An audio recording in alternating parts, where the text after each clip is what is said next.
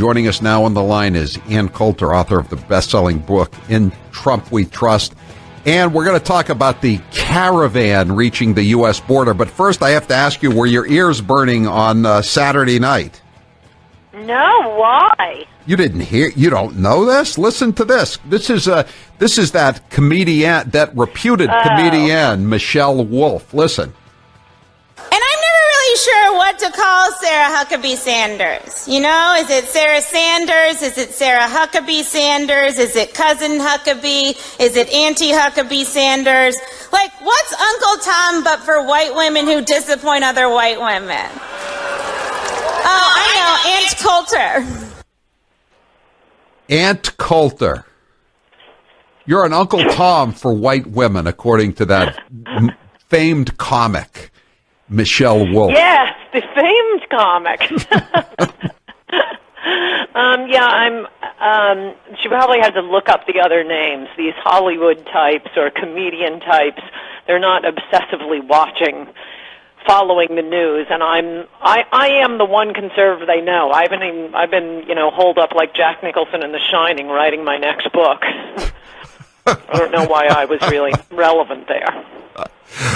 Well, there you go, Ann. So, listen, what do you make of this show that's going on down on the border with all the migrants, many of them women and children, waiting? They don't demand instant citizenship. They're fleeing gang violence in their home countries, etc., etc., etc.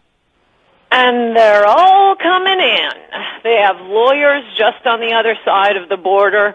These, people without borders. It's a political movement. They're telling them what to say. Just step across. Say you're claiming asylum. Say you're worried you'll be killed if you go back. And they get a little box lunch and a bus into the United States under President Trump. It's been a big thing for the left to claim, oh, he's going senile, he's mad, we have to remove him under the 25th Amendment, which I've thought is nonsense, but I'm starting to wonder if he remembers his own inauguration, because Trump is just giving speeches as if he has no idea he's the president, denouncing this caravan that he is doing nothing to stop. Well, I mean, they're not letting them in. They're saying that the processing center is full, right? I mean, yeah, that'll last about a week. They're all coming in, Howie, under President Trump, which I was sure he had become president, but it looks like Jeb ! Became president. No, ! Jeb ! Thank you for the correction. Spell it correctly. And that first one is upside down, by the way. Yes. No, it's a disaster. It's an unmitigated disaster. Look, this isn't what we voted for.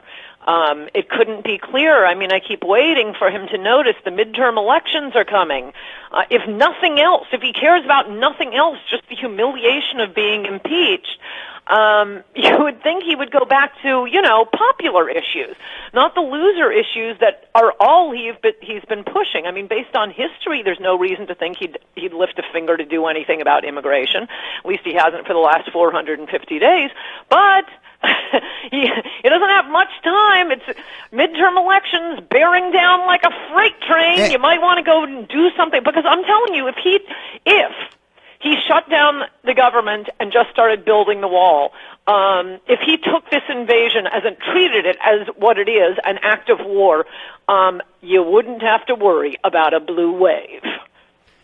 And where do they get the money for these buses? They're all on buses, and some of them are fairly large, if you know what I mean. It's not like they appear to have been denied. They don't appear to have been denied any food in El Salvador or Honduras, wherever they're coming from. And by the way, if these people are going to be such a boon for the economy, why hasn't Mexico tried to keep some of them in Mexico? Why haven't they had recruiters out there? Contrary to the President Trump tweet a few weeks ago saying, yep, we put pressure on the Mexican government. They're stopping the caravan. Don't worry, everybody. The caravan has been stopped. That isn't what Mexico did at all. They gave them visas. They have 20 and 30-day passes because they figure, well, that's enough time to make it up to the American border. They're being ushered up to the American border. There are huge billboards on the other side of the border, alerting them to the existence of the lawyers groups who are there telling them what they need to say, and what to expect at the checkpoint. We're going to get you all in, and they're also, which if nothing else, you'd think this would get the President Jeb's attention. They're all laughing at him. They're laughing at him, including this guy, 39-year-old illegal who was living in Atlanta. He was deported by Obama, and he's telling the British Daily Mail, "Ha ha, Trump, see you in a few weeks." Yeah, there's three. I got a text here from 301 area code. The people fleeing gang violence, quote unquote, have brought it to my neighborhood. We now have MS-13, the Mexican mafia, and others. I mean, what about the humanitarian concerns? I just asked this question of the American people. They're talking about this as a humanitarian crisis. How about for the 300 million American citizens who grew up in a fairly law-abiding society, which is now being shredded by gang violence and drugs and welfare dependency? Yes, no, that's absolutely right. We're sinking the lifeboat. I mean, you can feel sorry for these people growing up in, being born into horrible, corrupt, crime-ridden, gang-controlled, monopolistic, extremely income inequality. I mean, the rich in these countries live, like speaking of today, Nigerian prince. But if we bring them all here, there's no place left to flee to. And that's what we're doing. This is what got Trump elected. Did you see that speech in Michigan over the weekend? It's unbelievable, Howie. It's unbelievable. He's talking about bringing in guest workers, I quote, to do your jobs. I quote, guest workers to do your jobs. What do you want me to say, Ann? The thing is, he can't. Don't you think he would like to build? He's got to put pedal to the metal on immigration. He's got to throw out everyone working for him. That Mark Short, start with his family members and then get to Mark Short. Kelly and his little friend Kristen Nielsen at Homeland, and just let Stephen Miller start running the country, or this is going to be a blue wave like we haven't seen before. 781, ask Ann about the international asylum laws. Aren't you supposed to seek asylum in an adjacent country, not 2 or 3 countries over where they have a bigger welfare system? That is correct. But if you step into the country and claim to be a refugee, we can't throw you out. Why don't we change that law? Well, I don't know. Just if only we had a president who wanted to change that law. But he's busy, running off dealing with Nigeria's but seriously, though, Ann, I mean, making Nigeria great again. How do you think and ran on making South Korea great again, and ran on making Israel great again, and making China great again, and France great again. But let's forget, he'll never get around to making America great again. I would love to change the asylum law and just say, just because you claim you're fleeing gang violence when you're really fleeing the violence of having to have a job. I mean, I'd love to repeal that law, but how are you going to get that? Forget Chuck Schumer and Nancy Pelosi. How are you going to get that one past Mitch McConnell and Paul Ryan? Trump came into office with more power than any president in my lifetime, more than Obama. He had the people behind him. He had the entire, he had Mitch McConnell and Paul Ryan against him. He won their states.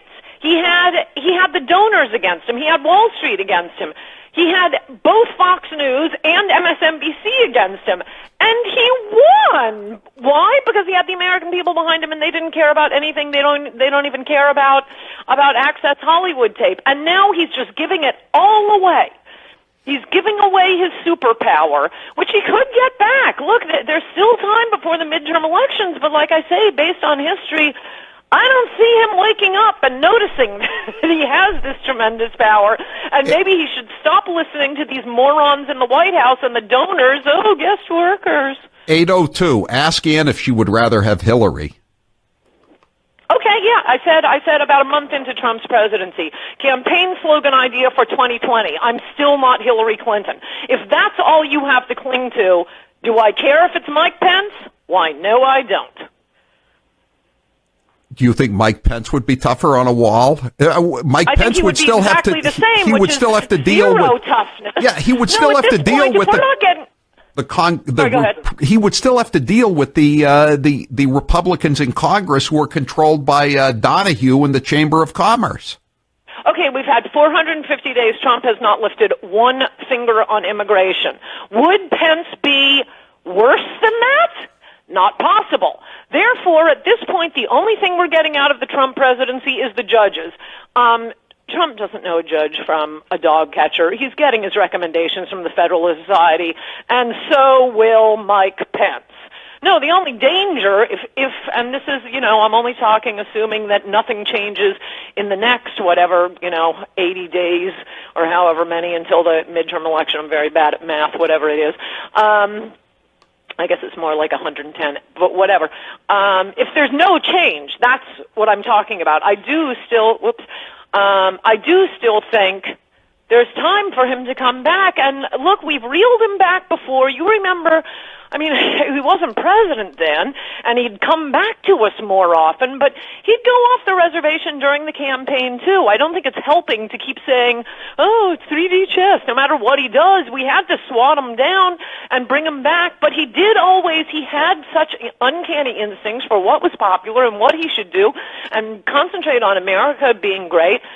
If he does that between now and Election Day, if he stages a huge fight, if he makes both Republicans and Democrats vote on ending this nonsense refugee law we have, make them vote on a wall. Let's see them face the voters after voting against a wall, after voting that we can have caravans and caravans of the poorest people in Latin America come. Make them vote on it. He's not even making it difficult for the Democrats. No one is even introducing any legislation, are they, to do away or to change these ridiculous I wonder if the president could have any effect on that. Did anybody introduce, Ronald Reagan's tax bill? Well, I'm sure somebody. Somebody did, didn't they? But who's because pushing he came in and pushed for it, and it was the same thing with Obama and healthcare. He said, "I want a healthcare bill." He had people in his White House working on it. He said, "This is what I'm going to do."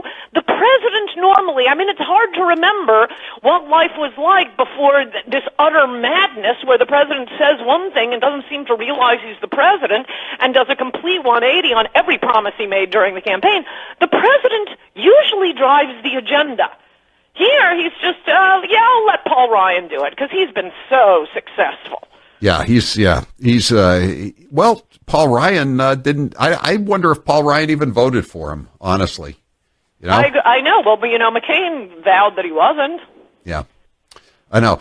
And Coulter, you want to promote your book, your current book? Yes, anyone who wants to run for president and win and actually keep his promises will go down as the greatest president in history and will be on Mount Rushmore if he follows the advice, the model, the prototype I describe in Trump We Trust, E pluribus awesome. All right. Thank you, Ann Coulter. Talk to you next week. I'm Howie. We will make America great again.